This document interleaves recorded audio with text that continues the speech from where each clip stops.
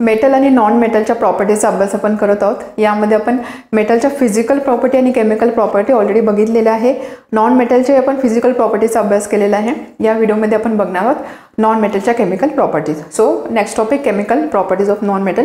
यासोबतच chemical properties of metal या टॉपिकमध्ये एक सब टॉपिक दिलेला होता, मेटल आणि नॉन मेटलची रिॲक्शन कशी होते, तो टॉपिक सुद्धा आपण इथे घेणार आहोत। रिझन हे की त्याचा संबंध आहे पुढे आयोनिक कंपाऊंड सोबत, त्यामुळे ते एका लाईनमध्ये होतील। त्यामुळे या व्हिडिओमध्ये आपण chemical properties of non metal cover करणार आहोत। मेटल नॉन मेटलची रिॲक्शन कशी होते तेही बघणार आहोत आणि त्यानंतर आपण बघणार आहोत आयोनिक बॉन्ड और आयोनिक कंपाऊंड। ज्यावेळेस आपण मेटलच्या केमिकल प्रॉपर्टीज बघितल्या त्यावेळेस आपण म्हणत होतो की जनरली मेटल जे असतात त्याच्या आउटर मोस्ट शेलमध्ये अप टू 3 इलेक्ट्रॉन्स असतात, त्यामुळे त्याने इलेक्ट्रॉन लूज करणं इझी जातं। मेटल इलेक्ट्रॉन जनरली लूज करता म्हणजेच काय, त्याच्यामध्ये असणारी निगेटिव्हिटी कमी होते, इलेक्ट्रॉन इज निगेटिव्हली चार्ज। आपण असं बोलतो की मेटल दिस आर इलेक्ट्रोपॉझिटिव्ह एलिमेंट। याच्या ऑपोजिट नॉन मेटलला आपण बोलू शकतो की non metal this are इलेक्ट्रोनिगेटिव्ह element. का? कारण त्यांच्या व्हॅलन्स शेलमध्ये 4, 5, 6, 7 असे इलेक्ट्रॉन्स असतात। सो त्यांना इलेक्ट्रॉन ॲक्सेप्ट करणं इझी जातं। इलेक्ट्रॉन ते ॲक्सेप्ट करतात म्हणजेच काय, ते काय झाले इलेक्ट्रोनिगेटिव्ह एलिमेंट। आणि जे मेटल किंवा नॉन मेटल याचं जे कन्फिगरेशन असतं ते डिसाईड करतं त्याच्या chemical properties. So chemical properties of non metals are elements with varied physical properties. Generally this are electronegative. Non metal generally electronegative असतात, मेटल इलेक्ट्रोपॉझिटिव्ह असतं। Why? Because they gain electrons to form negative ion. ते काय करतात, electron gain करतात, त्यामुळे negative ion form होता।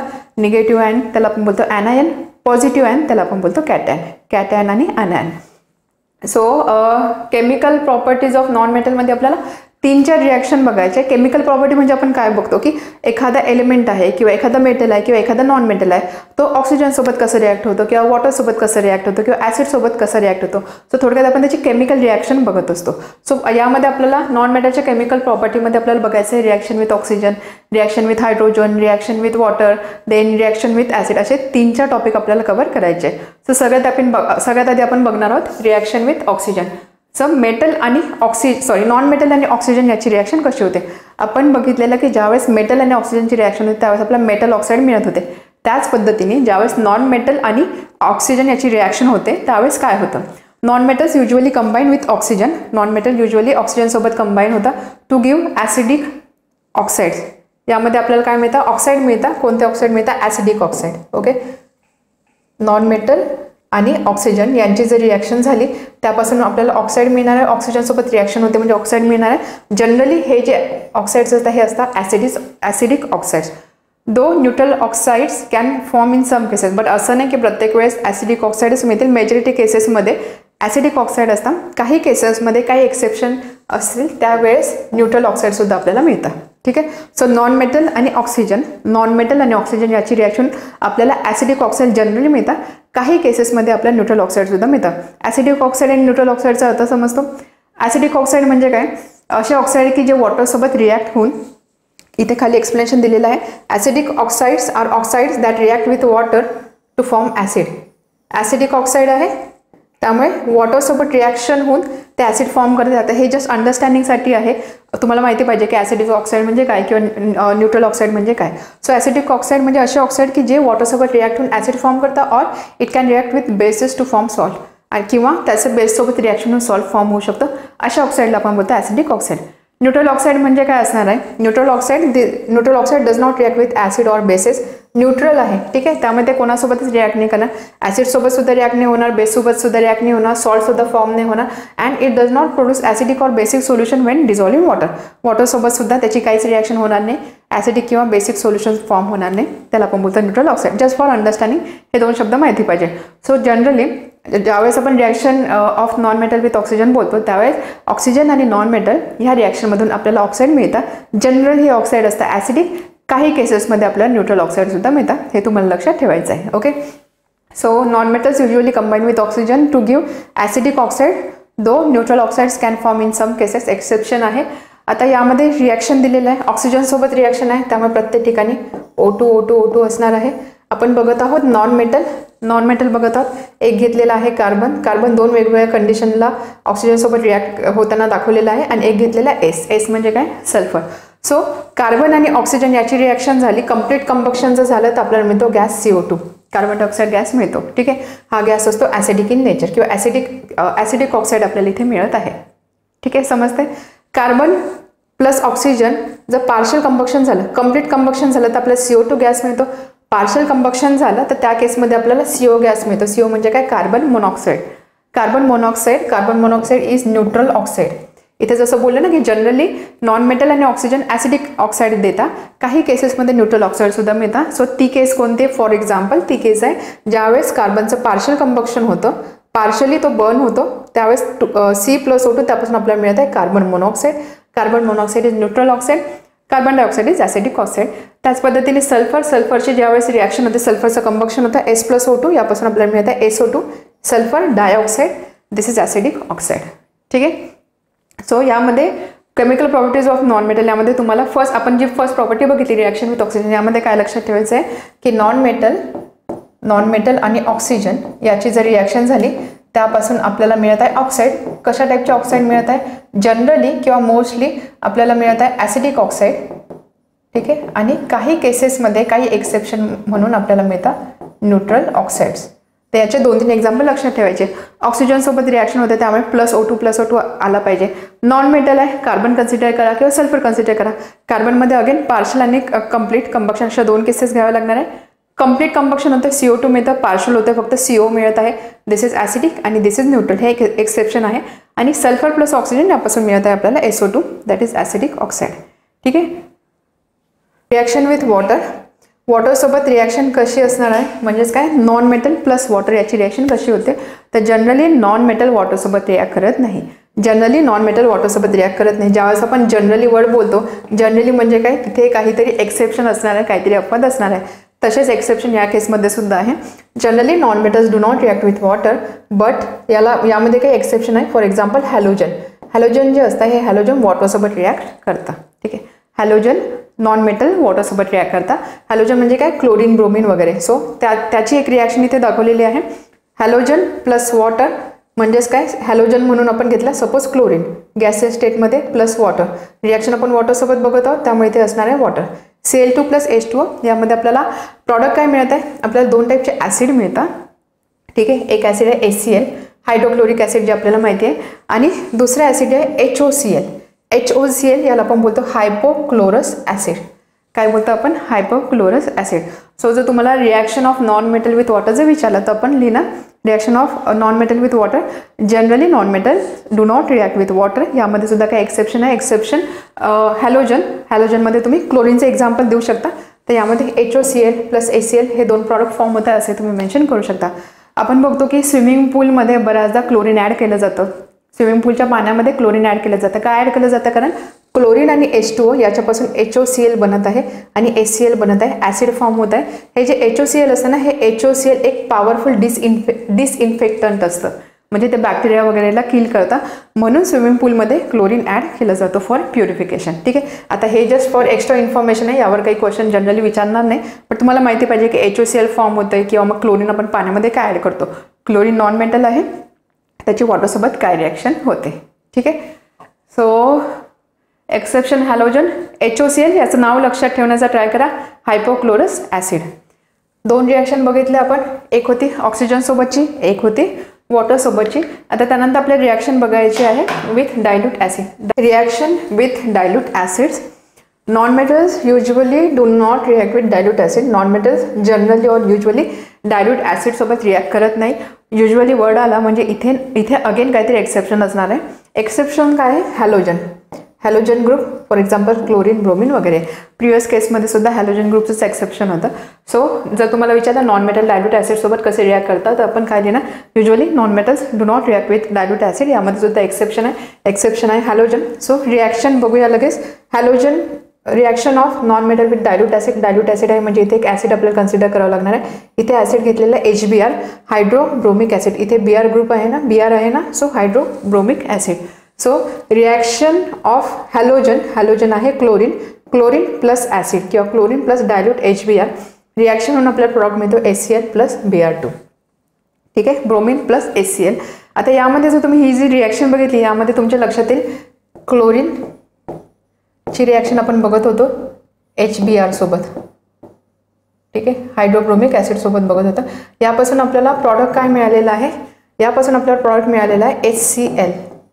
HCl हा product इथे मिळालेला आहे. सो ही जर रिॲक्शन तुम्ही बघितली इथे तुमच्या लक्षात येईल, हा जो ब्रोमीन आहे Br याला क्लोरीन रिप्लेस करतोय, Brला क्लोरीन रिप्लेस करतोय, किंवा आपण असं बोलू शकतो की Brला क्लोरीन डिस्प्लेस करतोय. ठीक आहे, Brला क्लोरीन डिस्प्लेस करत आहे. हे असं का होतं, जे आपण रिॲक्टिव्हिटी सिरीजचं जे लॉजिक होतं तेच लॉजिक इथे यूज करू शकतो की क्लोरीन जो आहे हा क्लोरीन ब्रोमीनपेक्षा जास्त रिॲक्टिव्ह आहे, क्लोरीन ब्रोमीनपेक्षा जास्त रिॲक्टिव्ह आहे, त्यामुळे तो याला डिस्प्लेस करतो, जागेवरून काढतो आणि स्वतः तिथे जातं. Okay, so reaction Cl2 + 2HBr, त्यापासून आपल्याला मिळतं HCl + Br2. A more reactive halogen can displace a less reactive halogen. जास्त रिॲक्टिव्ह हॅलोजन लेस रिॲक्टिव्ह हॅलोजनला डिस्प्लेस करू शकतो. जसं या केसमध्ये मोर रिॲक्टिव्ह हॅलोजन कोणी डिस्प्लेस केलेलं आहे, क्लोरीनने डिस्प्लेस केलेलं आहे, म्हणजे इथे मोर रिॲक्टिव्ह हॅलोजन आहे क्लोरीन आणि त्याने डिस्प्लेस केलेलं आहे लेस रिॲक्टिव्ह हॅलोजनला म्हणजे ब्रोमीनला. So chlorine is more reactive than bromine असं आपण बोलू शकतो. A more reactive halogen can displace a less reactive halogen from its acid solution. Reactivity order of halogen Cl2 more reactive than bromine. This chlorine is more reactive than bromine. Okay, he reaction यामध्ये लक्षात ठेवायची आहे. Then next आहे reaction with hydrogen. आपण oxygen सोबतची reaction बघितली, water सोबतची reaction बघितली, डायल्यूट ॲसिड सोबतची रिॲक्शन बघितली. आता आपल्याला बघायचे आहे रिॲक्शन विथ हायड्रोजन. हायड्रोजन सोबत कशी रिॲक्शन होणार आहे. Non metals can combine with hydrogen. Non metal hydrogen सोबत कंबाईन होऊ शकता. This reaction often need heat, pressure और कॅटलिस्ट. बट ह्या रिॲक्शन घडण्यासाठी म्हणजे नॉन मेटल आणि हायड्रोजन याची रिॲक्शन घडण्यासाठी जनरली काहीतरी एक्सटर्नल फॅक्टर लागतात. फॉर एक्झाम्पल हीट प्रोव्हाइड करावं लागेल किंवा प्रेशर अप्लाय करावं लागेल किंवा एखादा कॅटलिस्टसुद्धा यूज करावा लागेल. तर अशा एक्सटर्नल कंडिशन्स यूज इथे करावा लागतो. एक्झाम्पल आता आपण बघत आहोत हायड्रोजन सोबत रिॲक्शन, त्यामुळे इथे असणार H2, इथे सुद्धा असणार H2. नॉन मेटल आहे, एक घेतला सल्फर, एक घेतला नायट्रोजन. ठीक आहे, S + H2 sulphur plus hydrogen, यापासून आपल्याला मिळतं H2S. H2S माहिती आहे आपल्याला, हायड्रोजन सल्फाईड. Hydrogen sulphide. आता जसं बोललो की आपण नॉन मेटलची रिॲक्शन घडवण्यासाठी जनरली किंवा often time heat, pressure, catalyst याची गरज पडते. या केसमध्ये ज्यावेळेस S + H2 याची रिॲक्शन घडून H2S बनत असतो, हायड्रोजन सल्फाईड बनत असतो, त्यावेळेस आपल्याला हीट प्रोव्हाइड करावी लागते. आला एक्सटर्नल फॅक्टर, हीट इथे द्यावी लागते. त्याच पद्धतीने सेकंड जे आपण नायट्रोजन सोबत रिॲक्शन घेतले N2 + 3H2, यापासून आपल्याला मिळत आहे NH3. 2NH3. NH3 म्हणजे काय, अमोनिया. अमोनिया इथे बनतो. ठीक आहे, N + H, N2 + 3H2, त्यापासून मिळत आहे 2NH2 अमोनिया. अगेन इथे सुद्धा आपल्याला काहीतरी प्रोव्हाइड करावं लागणार आहे. जसं ह्या केसमध्ये अमोनिया बनण्याच्या प्रोसेसमध्ये आपल्याला हाय प्रेशर तिथे द्यावं लागतं, हाय टेम्परेचर द्यावं लागतं आणि कॅटलिस्टसुद्धा यूज करावा लागतो. आता एवढं डिटेलमध्ये जाण्याची गरज नाही, कॅटलिस्ट कोणता आहे, टेम्परेचर किती वगैरे, फक्त एवढं लक्षात ठेवा की या प्रोसेसमध्ये आपल्याला प्रेशर, टेम्परेचर, कॅटलिस्ट हे सगळं प्रोव्हाइड करावं लागतं. ठीक आहे, समजलं. अगदी सिंपल रिॲक्शन होत्या. नॉन मेटलच्या रिॲक्शन ऑक्सिजन सोबत आपण बघितलं की आपल्याला मिळतं ऑक्साईड. जनरली ॲसिडिक ऑक्साईड असतं आणि काही केसेसमध्ये न्यूट्रल ऑक्साईडसुद्धा मिळतात, जसं CO आहे किंवा मग CO2 ॲसिडिक ऑक्साईड झाला, CO न्यूट्रल ऑक्साईड झालं. हे एक्झाम्पल तुम्हाला लक्षात ठेवायचे आहे. त्यानंतर आपण बघितली reaction of non metal with H2O. वॉटरसोबत नॉन मेटल कसे रिॲक्ट होतात, तर जनरली वॉटरसोबत नॉन मेटल रिॲक्ट होत नाही, बट काही एक्सेप्शन असतं, फॉर एक्झाम्पल हॅलोजन. नंतर आपण बघितलं reaction with acid, dilute acid. त्यामध्ये सुद्धा जनरली नाही होत रिॲक्शन नॉन मेटल आणि डायल्यूट ॲसिडची, त्यामध्ये एक्सेप्शन असतं. एक्सेप्शन आहे हॅलोजनचं. हायड्रोजनसोबत रिॲक्शन होते नॉन मेटलची आणि जनरली त्यासाठी आपल्याला हीट, प्रेशर, कॅटलिस्ट वगैरे प्रोव्हाइड करावं लागतं. यासाठी तुम्ही एक्झाम्पल लक्षात ठेवू शकता. हायड्रोजन आहे त्यामुळे अमोनिया फॉर्मेशन पॉप्युलर एक्झाम्पल आहे. एवढं तुम्हाला इथे लक्षात ठेवायचं आहे. Reaction of metals with non metals. आपण मेटलच्या केमिकल प्रॉपर्टी बघितल्या, नॉन मेटलच्या केमिकल प्रॉपर्टीज बघितल्या. आता आपल्याला बघायचं आहे सपोज मेटल आणि नॉन मेटल एकत्र आणले तर ते कसे रिॲक्ट होणार आहे किंवा काय केमिकल रिॲक्शन तिथे होणार आहे. अगदी बेस्ट किंवा सिंपल एक्झाम्पल द्यायचं झालं यासाठी मेटल आणि नॉन मेटलची रिॲक्शन कशी होते. मेटलमध्ये आपण सोडियम कन्सिडर करू, नॉन मेटलमध्ये आपण क्लोरीन कन्सिडर करू. Na आणि Cl याची रिॲक्शन होऊन मिळतं सोडियम क्लोराईड, हे तर आपल्याला माहिती आहे. सो ही रिॲक्शन झाली reaction of metal with non metal or reaction of non metal with metal. Okay, ते समजण्यासाठी आपल्याला जस्ट एक क्विक रिव्हिजन करायची. मेटल, नॉन मेटल आणि नोबल गॅसचे हे ऑलरेडी तुम्हाला माहीत असणार आहे, बट जस्ट पुढचा टॉपिक समजण्यासाठी एक आपण क्विक रिव्हिजन करूया. नोबल गॅसेस म्हणजे काय आपल्याला माहिती आहे की नोबल गॅसेस म्हणजे दे आर केमिकली इनर्ट असतात. का केमिकली इनर्ट असतात, कारण त्यांच्या आउटरमोस्ट शेलमध्ये जेवढे पाहिजे तेवढे इलेक्ट्रॉन प्रेझेंट असतात, बरोबर. So noble gases these are inert और केमिकली इनर्ट. एक्झाम्पल सुद्धा माहिती आहे आपल्याला, हेलियम, निऑन और argon. Their outermost shell is completely filled. त्यांच्या आउटरमोस्ट शेल कम्प्लिटली फिल्ड असते. फॉर एक्झाम्पल हेलियम He साठी 2 इलेक्ट्रॉन्स, Heच्या हेलियमच्या आउटर मोस्ट शेलमध्ये 2 इलेक्ट्रॉन असतात आणि बाकीच्यांसाठी 8 इलेक्ट्रॉन असतात. सो 2-8 ते इलेक्ट्रॉन त्याचं outermost shell completely filled आहे, म्हणजेच काय केमिकली ते इनर्ट आहे because of this stable electronic configuration. हे इलेक्ट्रॉनिक कन्फिग्युरेशन स्टेबल आहे. They do not react with other elements under normal condition. Stable configuration आहे त्यामुळे ते नॉर्मल कंडिशनमध्ये बाकी एलिमेंटसोबत रिॲक्ट होत नाही. हे आपल्याला माहिती आहे about noble gases. Now what about metal and non metal. Metal आपल्याला माहिती आहे की जनरली मेटलमध्ये 1, 2 or 3 इलेक्ट्रॉन असतात आउटर मोस्ट शेलमध्ये. सो अशा केसमध्ये त्यांना इलेक्ट्रॉन लूज करणं इझी जाणार आहे, बरोबर. जर त्यांना हे आपल्याला माहिती आहे की प्रत्येक जो एलिमेंट असतो तो काय करतो, स्टॅबिलिटी अचीव करण्याचा प्रयत्न करतो. युनिव्हर्सल लॉ आहे, प्रत्येकाला स्टॅबिलिटी पाहिजे असते. त्यामुळे यांच्याकडे जर मेटलमध्ये 1, 2, 3 इलेक्ट्रॉन्स आहे, मग त्यांना काय पाहिजे की हे इलेक्ट्रॉन आउटर मोस्ट शेलमध्ये मला 8 इलेक्ट्रॉन्स पाहिजे आहे. मग सपोज लेट से आउटर मोस्ट शेलमध्ये 2 इलेक्ट्रॉन आहे. हे 2 इलेक्ट्रॉन देणं परवडेल का अजून 6 इलेक्ट्रॉन घेणं परवडेल? 2 इलेक्ट्रॉन देणं परवडेल, बरोबर. त्यामुळे मेटल काय करता, इलेक्ट्रॉन लूज करता to achieve stable noble gas configuration. Electron ते लूज करता, इलेक्ट्रॉन लूज करता म्हणून आपण मेटलला बोलतो इलेक्ट्रोपॉझिटिव्ह एलिमेंट. मेटलला आपण बोलतो electropositive element. So metals they generally have 1 to 3 electrons in their outer shell. They lose electrons to achieve the stable noble gas configuration. Electron ते लूज करता जेणेकरून स्टेबल नोबल गॅस कन्फिग्युरेशन ते achieve करतील. Example sodium attains configuration of neon. For example sodium म्हणजे काय, Na आहे एक metal. Na electronic configuration आहे 281. ओके. आता याला पाहिजे आहे स्टेबिलिटी. आउटर मोस्ट शेलमध्ये पाहिजे 8 इलेक्ट्रॉन. मग तो काय करेल, हा जो 1 इलेक्ट्रॉन आहे हा 1 इलेक्ट्रॉन तो काढून टाकेल. 1 इलेक्ट्रॉन काढून टाकले म्हणजे 1 इलेक्ट्रॉन तो देऊन टाकेल. त्यामुळे आता ज्यावेळेस तो हा 1 इलेक्ट्रॉन देईल त्यावेळेस त्याचं कन्फिग्युरेशन काय होतं 2-8. म्हणजेच काय नियरेस्ट गॅस नियॉनचं कन्फिग्युरेशन तो अचीव करत आहे. Okay. So sodium attains configuration of neon Na281 असं आपण लिहू शकतो. यामधून सपोज जर 1 इलेक्ट्रॉन गेला, हा 1 इलेक्ट्रॉन, तर Na+ मिळत आहे. Na+ आपण कसं लिहू शकतो, 1 इलेक्ट्रॉन गेलेला आहे त्यामुळे Na+ असणार 2-8. ओके. याच पद्धतीने non metal they generally have 4, 5, 6 or 7 electrons in their outermost shell. Outermost शेलमध्ये 4, 5, 6, 7 इलेक्ट्रॉन्स असतात. तर आपण आता आयोनिक बॉन्डचा पण अभ्यास करणार आहोत. 5, 6, 7 इलेक्ट्रॉन कन्सिडर करूया. In their outer shell they gain electrons to complete the octet. त्यामुळे आता 5, 6, 7 इलेक्ट्रॉन आहे, त्यांना एवढे इलेक्ट्रॉन देणं परवडेल का, इलेक्ट्रॉन घेणं परवडेल? सपोज आउटर मोस्ट शेलमध्ये 5 इलेक्ट्रॉन्स आहे, ठीक आहे. त्याला करायचे आहे 8. त्याला करायचे 8. मग त्याला ते 8 करण्यासाठी 5 देणं परवडेल का 3 घेणं परवडेल? ऑब्व्हियसली 3 घेणं परवडेल. सो तो इलेक्ट्रॉन घेतोय, गेन करतोय ऑक्टेट कंप्लीट करण्यासाठी. त्यामुळे नॉन मेटलला आपण काय बोलतो, इलेक्ट्रोनिगेटिव्ह एलिमेंट. ठीक आहे. नॉन मेटलला आपण बोलतो इलेक्ट्रोनिगेटिव्ह element. So they have 4, 5, 6, 7 electrons in outer shell. They gain electrons to complete octet. Example chlorine 287. क्लोरीनचं कन्फिग्युरेशन आहे क्लोरीन 287. स्टेबिलिटी पाहिजे आउटर मोस्ट सेलमध्ये त्याला 8 इलेक्ट्रॉन पाहिजे. त्यामुळे तो काय करेल, इथे 7चा त्याला 8 बनवायचा म्हणून तो काय करेल 1 इलेक्ट्रॉन ॲक्सेप्ट करेल. सो क्लोरीन प्लस 1 इलेक्ट्रॉन त्यापासून आपल्याला मिळत आहे Cl-. सो इथे एक आयन मिळत आहे, इथे एक आयन मिळत आहे. So metals are generally electropositive and non metals are generally electronegative. आपल्याला माहिती आहे की ऑपोजिट अट्रॅक्ट्स. हा इलेक्ट्रोपॉझिटिव्ह, हा इलेक्ट्रोनिगेटिव्ह आहे. त्यामुळे मेटल जो आहे की जो इलेक्ट्रोपॉझिटिव्ह आहे it can easily react with non metal. त्याच पद्धतीने नॉन मेटल की जो इलेक्ट्रोनिगेटिव्ह आहे तो इझिली रिॲक्ट करू शकतो मेटलसोबत. And hence non metal also combine with metals to form new compound. Metal आणि नॉन मेटल एकमेकांकडे अट्रॅक्ट होता किंवा रिॲक्ट होता आणि त्यापासून एक नवीन कंपाऊंड फॉर्म होतो. अशा कंपाऊंडला आपण बोलतो आयोनिक कंपाऊंड. त्याला आपण काय बोलतो, ionic compound. Both do this to achieve stable noble configuration. आणि यासाठी हे कशासाठी होतं की दोघांनाही आपलं कन्फिग्युरेशन नोबल गॅसचे मॅच करायचं असतं, त्यासाठी ही प्रोसेस होते. आता आपल्याला बघायचं आहे यानंतर, हे तर आपल्याला ॲक्च्युली माहिती होतं, जस्ट एक रिव्हिजन होती. सो आता आपल्याला बघायचं आहे की मेटल आणि नॉन मेटल रिॲक्शनचे 2 एक्झाम्पल. एक एक्झाम्पल जे मी बोलली सोडियम आणि क्लोरीन NaCl. एक आहे मेटल, एक आहे non metal. So formation of sodium chloride that is NaCl. First example sodium Na electronic configuration आहे 281. क्लोरीन 287 हे तर आपल्याला माहीत आहे. सो हा काय करणार, हा 1 इलेक्ट्रॉन लूज करणार. हा लूज केलेले इलेक्ट्रॉन कोण घेणार, हा घेणार.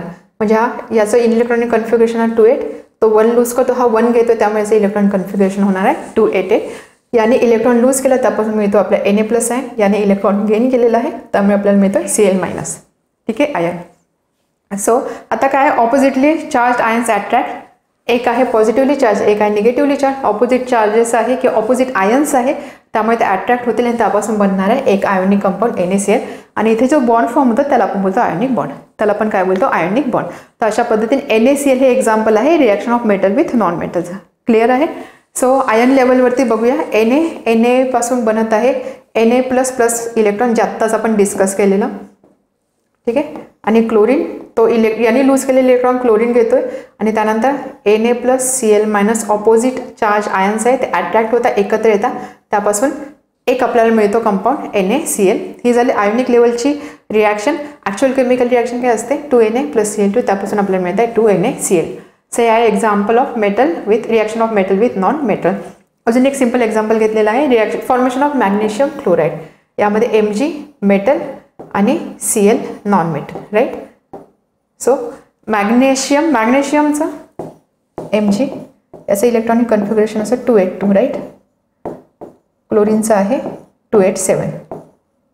मेटल आहे तो काय करणार, इलेक्ट्रॉन देणार, 2 इलेक्ट्रॉन तो लूज करेल.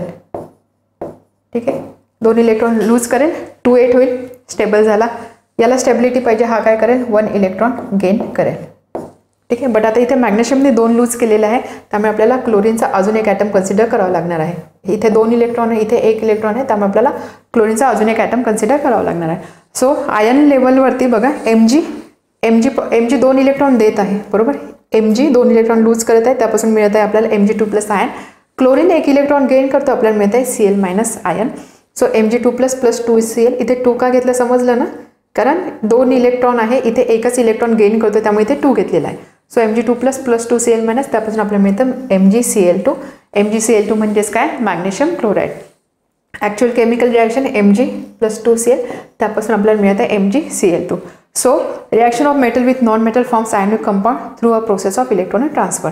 तर यामधून आपण काय कन्क्लूड करू शकतो, मेटल नॉन मेटलची रिॲक्शन होते, त्यापासून आयोनिक कंपाऊंड मिळतो. आणि हे आयोनिक कंपाऊंड म्हणजे काय, आयन फॉर्म झालेला आहे. आयन फॉर्म होता म्हणजेच काय, इलेक्ट्रॉन काहीतरी तिथे ट्रान्सफर होत आहे, त्यामुळे ज्यावेळेस मेटल आणि नॉन मेटलची रिॲक्शन होते त्यावेळेस आयोनिक कंपाऊंड फॉर्म होता through a process of electron transfer. Electron ट्रान्सफरच्या प्रोसेसमधून आयन फॉर्म होऊन आयोनिक कंपाऊंड फॉर्म होता जेव्हा मेटल आणि नॉन मेटल रिॲक्ट करतात. ठीक आहे. अगदी सोपा टॉपिक आहे. ह्या रिॲक्शन्स आपल्याला ऑलरेडी माहिती होत्या, फक्त त्या आपल्याला मेटल आणि नॉन मेटलच्या अँगलने आता बघायच्या होत्या. नाव आयोनिक कंपाऊंड तर आपण बघितलं, आता आपल्याला बघायचं आहे आयोनिक बॉन्ड. जसं मी बोलले की आयोनिक कंपाऊंड फॉर्म होता, त्याच्यामध्ये जो बॉन्ड असतो त्याला आपण बोलतो ionic bond. So what is ionic bond? Ionic bond म्हणजे काय? So ionic compounds are form from cations and anions. Ionic compound आत्ताच आपण बघितलं, आयोनिक कंपाऊंड हे कसे फॉर्म होता, आयोनिक कंपाऊंड फॉर्म होता फ्रॉम आयन्स, बरोबर. आयन्सपासून फॉर्म होता. आयन्स म्हणजे काय, पॉझिटिव्हली चार्ज आयन आणि निगेटिव्हली चार्ज आयन, म्हणजेच काय कॅटायन आणि ॲनायन, यापासून आयोनिक कंपाऊंड फॉर्म होता, हे आपण बघितलेलं. सो आता यामध्ये एक पॉझिटिव्हली चार्ज आयन आहे, एक निगेटिव्हली चार्ज आयन आहे, ऑपोजिट चार्ज आहे, म्हणजे त्यामध्ये फोर्स ऑफ अट्रॅक्शन असणार आहे. हा जो इलेक्ट्रोस्टॅटिक फोर्स ऑफ अट्रॅक्शन असतो त्याला आपण बोलतो आयोनिक बॉन्ड, त्याला आपण काय बोलतो ionic bond. So this cations and anions are held by electrostatic force of attraction which is nothing but ionic bond. आता यामध्ये आपण जसं NaClचं एक्झाम्पल बघितलं, त्यामध्ये आपण बघितलं की प्रत्येकजण नियरेस्ट नोबल गॅसचं कन्फिगरेशन अचीव्ह करण्याचा ट्राय करतो, त्यामुळे हे जे आयोनिक कंपाऊंड असतं हे इलेक्ट्रिकली न्यूट्रल असतं, ते इलेक्ट्रिकली न्यूट्रल असतं. So what about neutrality? The number of cations and anions and their charges balance each other.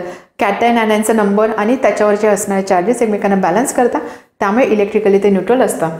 So ionic बॉन्डला अजून काय बोलतात, याला अजून एक नाव आहे, त्याला आपण बोलतो इलेक्ट्रोव्हॅलंट बॉन्ड. Electrovalent bond.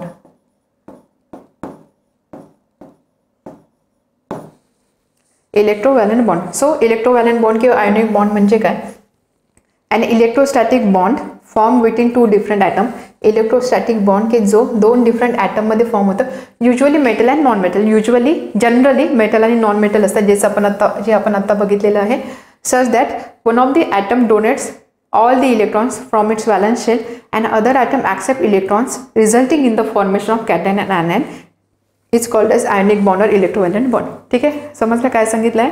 तर what is ionic bond? Ionic बॉन्डला अजून बोलतो इलेक्ट्रोव्हॅलंट बॉन्ड. आयोनिक बॉन्ड काय असतो? इट इज इलेक्ट्रोस्टॅटिक बॉन्ड किंवा इलेक्ट्रोस्टॅटिक फोर्स ऑफ अट्रॅक्शन असं सुद्धा आपण बोलू शकतो. कशामध्ये?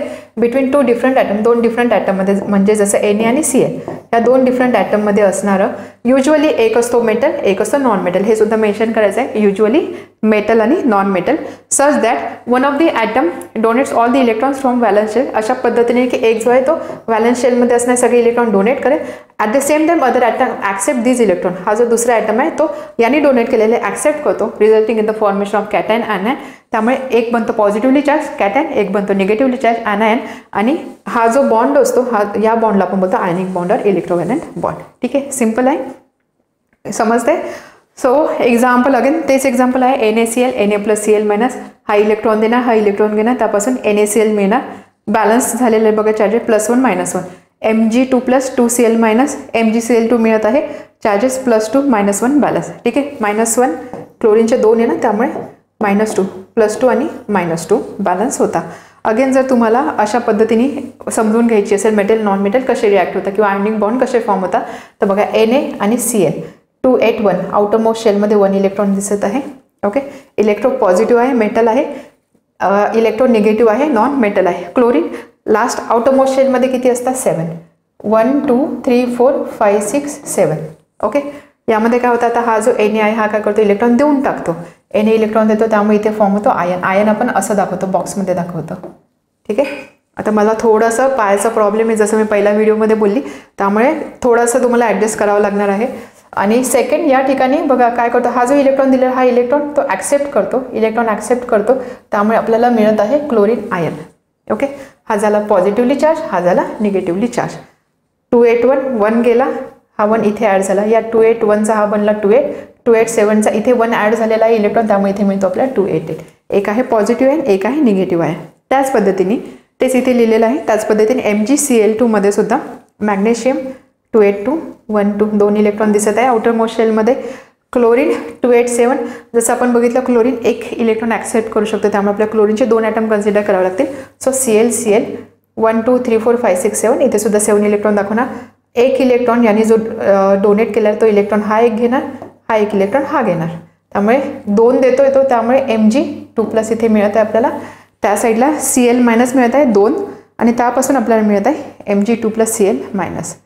282 2 गेले, त्यापासून 28 स्टेबल झाला, 287 1 ॲक्सेप्ट केला, 288 मिळालेला आहे. ठीक आहे, आयोनिक कंपाऊंड. आयोनिक बॉन्ड बघितल्यानंतर आता आपल्याला बघायचं आहे आयोनिक कंपाऊंड. आयोनिक कंपाऊंडबद्दल आतापर्यंत आपल्याला काय काय समजलं? आयोनिक कंपाऊंड म्हणजे ज्यावेळेस मेटल जनरली ज्यावेळेस मेटल आणि नॉन मेटल रिॲक्ट होतं त्यावेळेस जे कंपाऊंड फॉर्म होतात त्याला आपण बोलतो ionic compound. Ionic compound ion आहे त्याच्या नावामध्येच, म्हणजेच काय हे कंपाऊंड कशामुळे फॉर्म झालेलं आहे? आयनमुळे फॉर्म झालेलं आहे. टू बी स्पेसिफिक कॅटायन आणि ॲनायन याच्यामुळे ते फॉर्म झालेलं आहे. कॅटायन आणि ॲनायन ऑपोजिटली चार्ज आयन नसतात, ऑपोजिटली चार्ज आहे, त्यामुळे तिथे इलेक्ट्रोस्टॅटिक फोर्स ऑफ अट्रॅक्शन असणार आहे. तर या सगळ्या गोष्टींना एकत्र करून आपल्याला आयोनिक कंपाऊंडला मेन्शन करायचं आहे. What are ionic compound? So ionic compound these are the compounds which are form by transfer of electrons from metal to non metal. Metal आणि नॉन मेटल याच्यामध्ये इलेक्ट्रॉनच्या ट्रान्सफरमुळे जे कंपाऊंड फॉर्म होता resulting in oppositely charge ion. यामुळे काय होतं? Oppositely charge ion form होता. कॅटायन आणि ॲनायन ज्याला आपण बोलतो that are held together by electrostatic force of attraction, की जे एकत्र कशामुळे आहे? इलेक्ट्रोस्टॅटिक फोर्स ऑफ अट्रॅक्शनमुळे. अशा कंपाऊंडला आपण बोलतो आयोनिक कंपाऊंड. ठीक आहे, सो आयोनिक कंपाऊंडमध्ये आपल्याला काय काय मेन्शन करायचं आहे की जनरली हे मेटल आणि नॉन मेटल यामध्ये रिॲक्शन होताना फॉर्म होता, किंवा आपण असं बोलू शकतो इलेक्ट्रॉनचा ट्रान्सफर होतो ज्यावेळेस मेटलकडून नॉन मेटलकडे, त्यावेळेस ऑपोजिटली चार्ज आयन फॉर्म होता, इलेक्ट्रोस्टॅटिक फोर्स ऑफ अट्रॅक्शन असतं. तो ते जे कंपाऊंड असतं त्याला आपण बोलतो आयोनिक कंपाऊंड.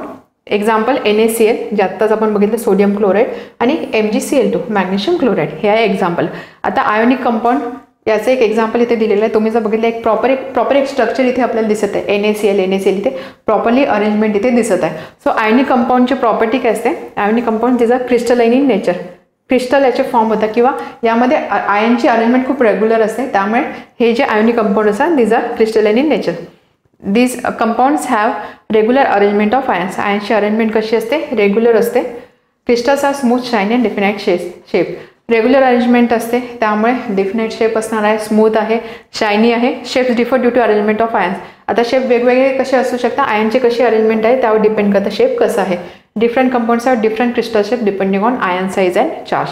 आयनची साईज आणि चार्जच्या अकॉर्डिंग डिफरंट क्रिस्टल शेप असतात.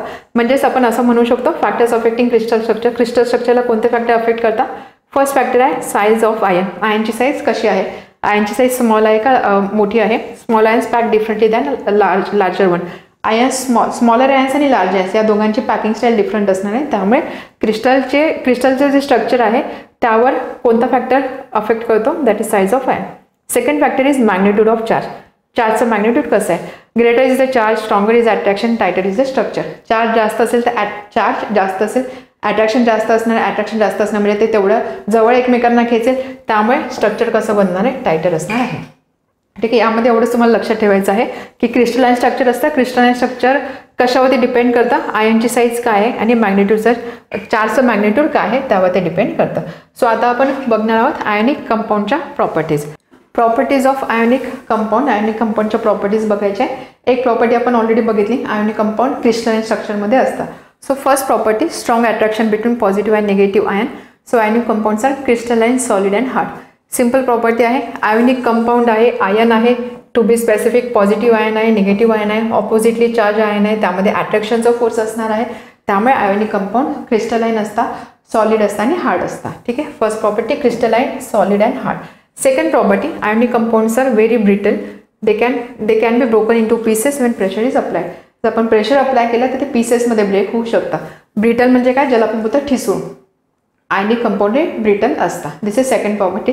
थर्ड प्रॉपर्टी, आता जसं आपण बोललेलो की आयोनिक कंपाऊंडमध्ये हाय फोर्स ऑफ अट्रॅक्शन असतं, त्यामुळे आयोनिक कंपाऊंडचा मेल्टिंग पॉईंट आणि बॉइलिंग पॉईंट हा नेहमी हाय असतो. High melting point and boiling point. असं काय? कारण बॉन्ड ब्रेक करण्यासाठी हाय अमाऊंटची एनर्जी इथे लागणार आहे. त्यामुळे आयोनिक कंपाऊंडचा मेल्टिंग पॉईंट आणि बॉइलिंग पॉईंट हा हाय असतो. ठीक आहे. This is third property. Then ionic compounds are soluble in water. Ionic compound वॉटरमध्ये सोल्युबल असतात. For example NaCl soluble in water. Water molecule surround and pull apart the ion. Water molecule त्या water molecule आयनला separate करू शकतात, dissociation ज्याला आपण बोलतो. But they are insoluble in kerosene and petrol. Kerosene पेट्रोलमध्ये ते इनसोल्युबल असतात. असं का? कारण त्याचे मॉलिक्यूल आयन सेपरेट करू शकत नाही. ठीक आहे. सोल्युबिलिटीचा आपण एक पॉईंट मेन्शन करू शकतो. Then next property, ionic compound do not conduct electricity in solid state.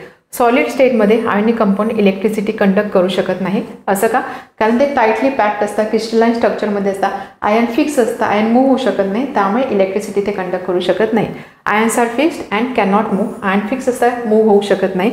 In molten or fuse state, जर मोल्टन स्टेटमध्ये ते असेल किंवा फ्यूज स्टेटमध्ये असेल, वितळलेल्या स्टेटमध्ये असेल, then they can conduct electricity.